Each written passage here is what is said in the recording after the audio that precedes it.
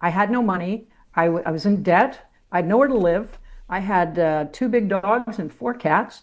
And yeah, my friend said, come back to Phoenix. I said, you just bought a brand new condo. I said, I have all these animals. She said, bring them.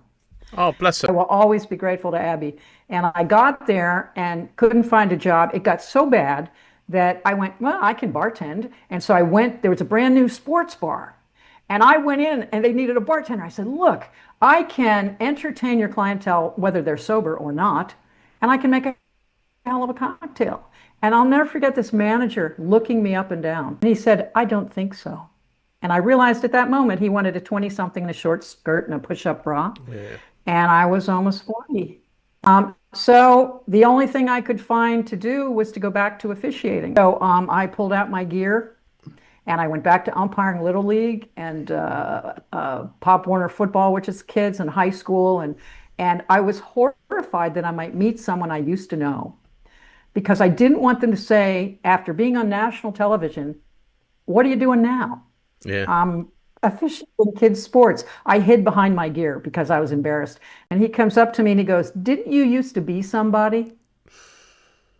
And that's what I didn't. So I will now admit to you that I was depressed. Yeah. I was seriously depressed.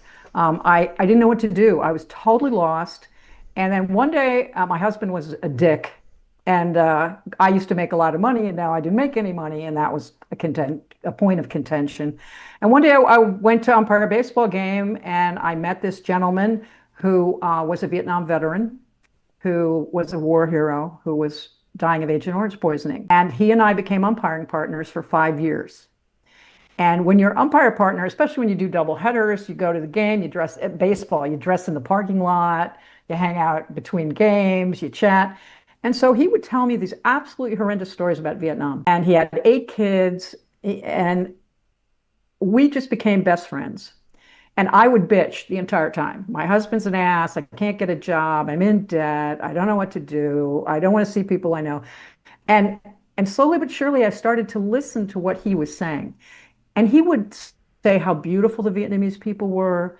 And he would tell me beautiful stories and then horrible stories. And he'd been wounded and left for dead. And his family buried him at home because they said he was dead, but he wasn't. And slowly but surely, I started to realize I was an ass. That the stuff I thought was important was not important at all. Oh, poor me. I'm not pretty enough to be on TV anymore. Oh, too bad.